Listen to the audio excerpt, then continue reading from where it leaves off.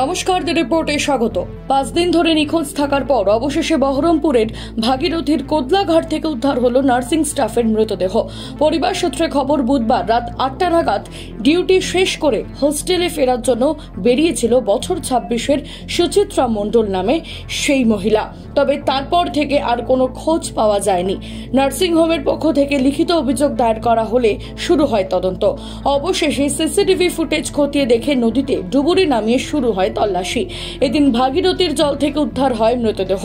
মেয়ের অস্বাভাবিক মৃত্যুতে কান্নায় ভেঙে পড়েছে মৃতার পরিবার। আমার কারোর ওপরে অভিযোগ নেই, মেয়ে কোনো কিছু নেই। আপনারা পারলে পরে ওর কি করে যে এটা হলো সেটা খুঁজে বার করুন।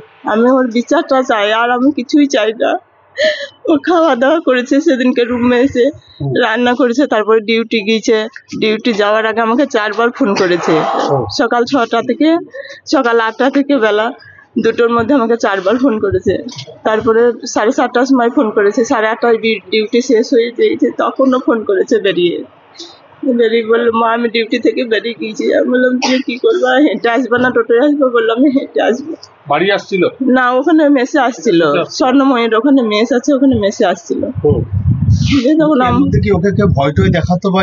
না, ও কিছু বলতো না, কোনো কিছুই বলতো না যে আমাকে কেউ ভয় দেখায় কি ভালো কি মন্দ। ও ডিউটি করতো, সপ্তাহে 2 দিন বাড়িও আসতো, সোমবার শুক্রবার 2 দিন বাড়ি আসতো। না, যেখানে কাজ করতো সেখানে কোনো কাজের চাপ বা কিছু সমস্যা? না, কিছুই বলতো না যে আমার কাজে। ও তো কাজ ছাড়া কিছুই বুঝতো না। কাজ খুব পছন্দ করতো, কিন্তু কাজও করতো। এই হচ্ছে কথা। আপনাকে লাস্ট কখন ফোন করেছিল? আমাকে লাস্ট ওই 8:30। ওকে ট্রেনিং এ ছিল না নার্স হয়ে গেছিল?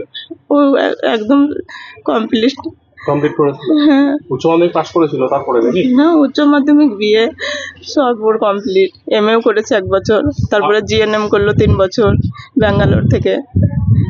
তারপরে এখানকারও পাসওয়ার্ডও হয়ে গেছিল ওয়েস্ট বেঙ্গলের। আপনাদের কোনো অভিযোগ আছে যে কারো প্রতি সন্দেহ এরকম যে না, আমি যখন জানি না তখন কাউকে আমার বলার কোনো দরকার নেই।